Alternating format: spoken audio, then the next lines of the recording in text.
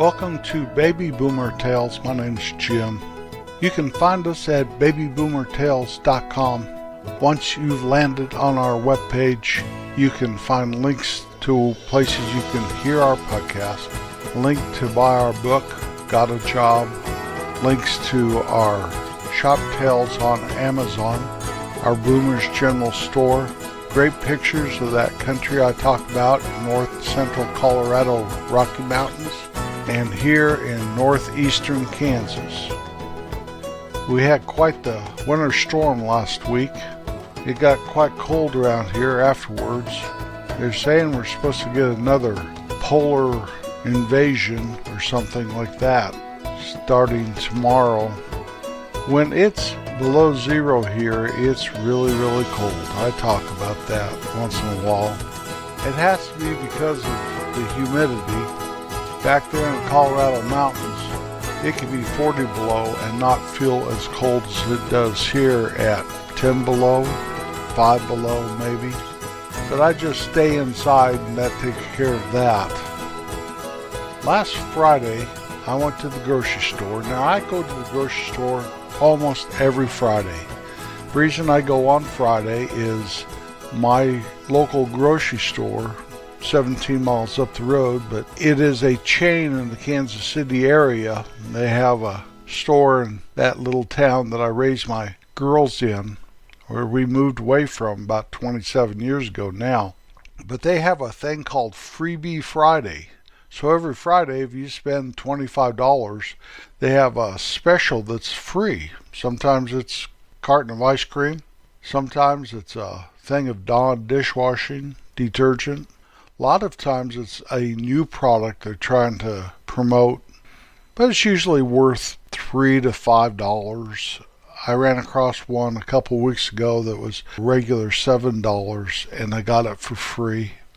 Anyway, so I always take a wipe in with me when I go into the store, and that comes from a time when, before the big COVID shutdown, where they said to use disinfectant wipes on everything. Before that, I still was going to the store on Friday, and I started wiping down my buggy before I started shopping with these disinfectant wipes the store was providing. And I noticed that all of a sudden I was getting colds and things less often. You don't know what's been going on with that buggy handle before you got there. It all started one time I was in the bathroom at the store, and some guy came out of a stall and just walked out into the store. Then I saw him pushing a buggy around. I thought, oh my goodness, he did his thing and then didn't wash his hands, and now he's pushing a buggy. So that's where I started that. Way before the COVID shutdown, and there were wipes everywhere for you to use. Well, lately, and I think it's because my local store got a new store manager, I'm not sure, but that wipe dispenser right there by the buggies is always empty. So I just go over to customer service and tell them, and they whine about it sometimes, but I always get my wipes. I like to have 3 or 4 or 5 of them, you know what I mean? So I waited in line last Friday, and there was a line of people. I was probably about third in line. There got to be a line behind me, and there's this one gal, and I think she runs the customer service. She's probably 50 years old, 45, 50. Anyway, I told her, and she said, I don't have any wipes. I said, what do you mean you don't have any wipes? You have tons of them for sale over in the wipe department. She looked at me, rolled her eyes, bent down and rooted around underneath the counter, came up with a thing of the wipes, and she walked out of the customer service thing. I was right behind her. She was walking towards where the buggies were, where the wipe stand was. And I said, hey, if you give me that, I can put them in the thing and you can take care of the other customers. And she says, I'm not taking care of them. They can wait until I'm done with you. Okay. Just trying to help. I mean, there are a bunch of people there waiting for customer service, and she was the only person working the counter there. So she finally figured out how to do it, and she straightened it up and all this stuff, and she gives me one. I go, may I have a couple more? And she said to me, she looked me right in the eyes, she says, no, you cannot. These things are expensive. I thought, whoa, hold on here, lady. First of all, you're making those poor people waiting for help, customer service, wait because you insisted on doing this and tell me that these things are too expensive for me to have a couple more. So I explained to her how her customers come out of the bathroom after taking a dump and don't wash their hands and grab the buggies, and I'm not going to shop here if I can't have a wipe, because I'm not going to handle those buggies like that. Now, I'm always preaching about being kind, and I wasn't mean, but I was firm. So she breathed hard and gave me a couple more. Didn't say anything like, sorry for your inconvenience, sir, or any of that stuff. And she stormed back towards customer service, and I wiped my buggy handle down, and I do a thing where little kids sit, who knows what's going on there. I wipe that down too, because that's where I keep my list and my pen and stuff. Wipe her all down, throw that wipe away, and I have about 3 others to last me through my shopping experience. Whew. I'd have half of mine to report her, but I don't really want to get her in trouble. The other half of my mind says, why don't you go to that same brand of store down to the south of you, a little town, that they have a brand new one of those, and the reason I don't go there is because I've shopped at this other store for 35 years, something like that. Oh well, I guess I'm proud of myself for just not giving her the riot act, threatening her and going reporting her and all that stuff. But you've got to choose your battles. You really do. Now when I say be kind, I don't say let them push you around, let somebody hurt you, etc., etc., etc. I'm just saying every chance you get, be kind. Well, someone needs to be kind to this lady. They do. My favorite cashier there at that store is kind of gruff too. She's a lady probably in her 50s. And I've won her over by niceness. So she's actually asking me how I am today and stuff. I can go to other cashiers and stuff, and they're nice and pleasant, but this one, she's so efficient. So she's kind of my project, not to fix her or anything, just to overcome her with niceness and kindness. That's my story, and I'm sticking to it.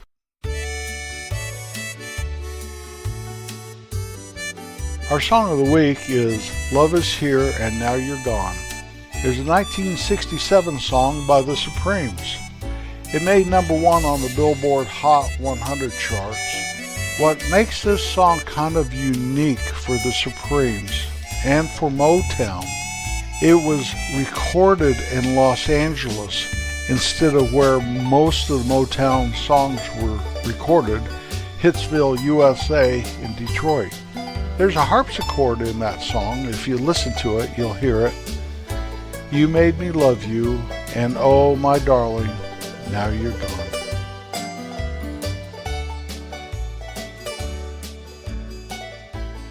About 28 years ago or so, Kim and I went down to that little town south of where we live now to a auction, and they were auctioning off a house.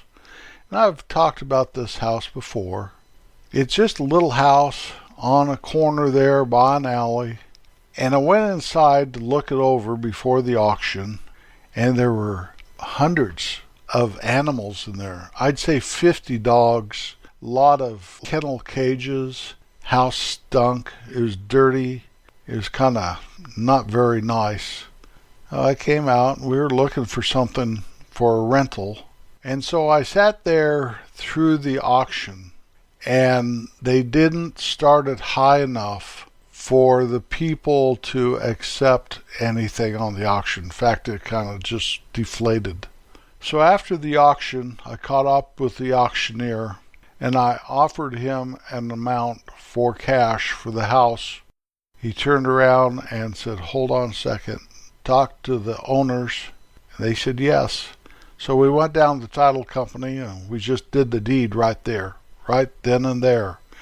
And we bought what I called the Gooby house.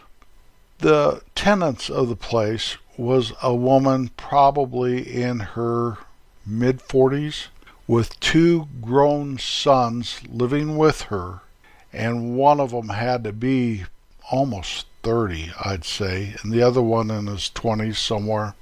And she literally had 50 dogs and 40 cats or something. It was an amazing thing. The house was very small. I remember when I first went and met them and told them that I was their new landlord and stuff, that we were walking around it and there's also dogs and cats running around, not just all in kennels. And this one pooped right in front of us, and she just pulled out her handkerchief out of her pants somewhere and wiped it up and kind of stuffed it back in there, and I thought, oh my goodness, what am I dealing with? These were the Goobies, Mrs. Gooby and her 2 Gooby sons. Now, I'm not saying that to be mean. I'm really not. That's just the handle I put on them. If I'd tell my wife I'm going to the Gooby house or something, we had other rentals, and she knew what I was talking about. Now, I was very, very protective of them. I bought some smoke alarms and stuff. They had nothing like that in the house, and I put them up. And the youngest boy, he was always my helper when I was there fixing something. She always paid her rent on time, and it was always in cash, and it was kind of weird. She'd pull her cash out of somewhere on her body, and she'd hand it out to me, and I'd go to take it, and she'd always pull it back. Sometimes she'd wait until I actually was trying to grab the money and pull it back. We'd have a little tug of war sometimes for her rent money. I guess she thought that was fun or something. I don't know. Obviously, there's something not quite right with the folks. I hate to say that, but there wasn't. You could just tell by walking in and seeing the living conditions and stuff, and I didn't know what to do with them, although I did know that I bought the house right. I bought it right. Well, they lived there about a year or so, and pretty much, the rent pretty much paid for the house that year. And then one day I went to collect rent, and it was empty. The whole place was empty. The Goobies had flown the coop. There's also an eviction notice on the door, and the place was condemned by the county. Okay, so I got the phone number and the guy that signed the notice, and I called them, and they explained to me that they had raided the house during the night because they had heard that there was animals that weren't licensed and had too many animals for some code or zoning or something, And they raided it and confiscated all the animals. And the next day when they went to put the notices on the door because they saw the condition of the house, that the people were gone. And I said, what do you mean about the condition of the house?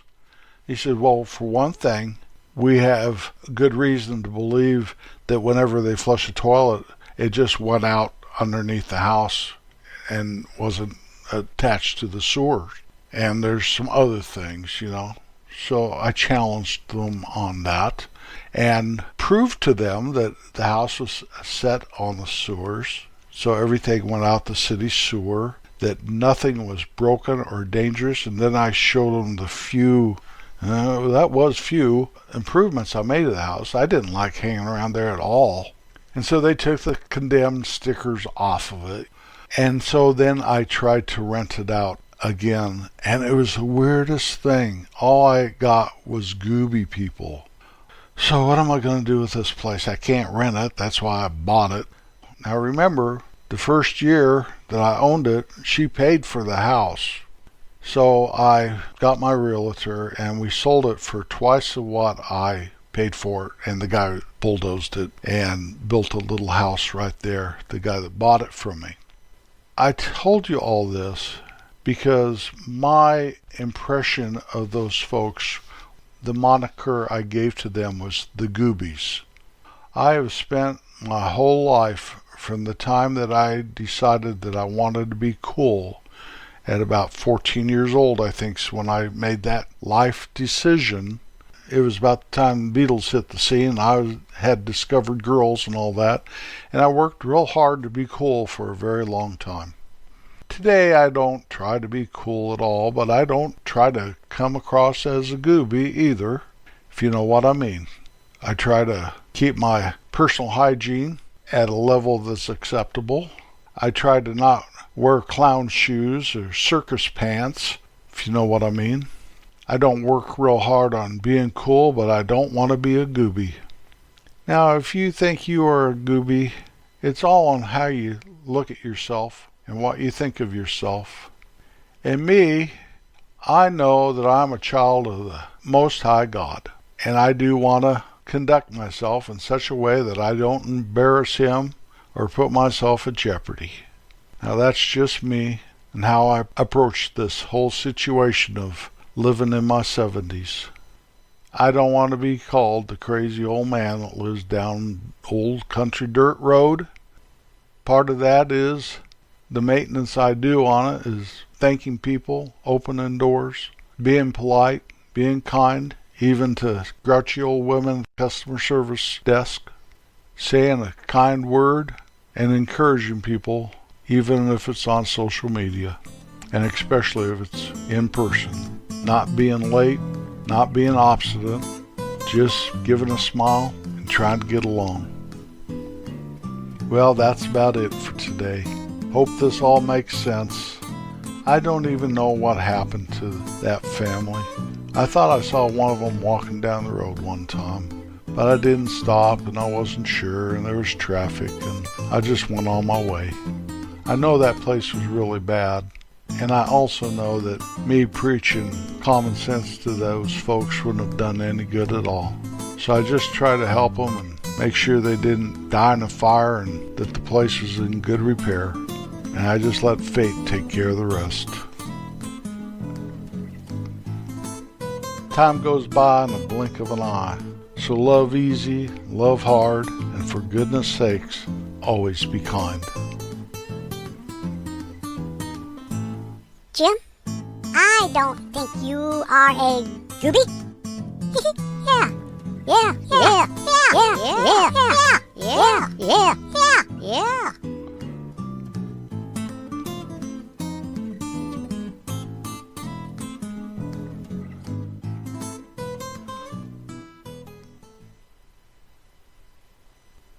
I'll be back next Wednesday. Peace out.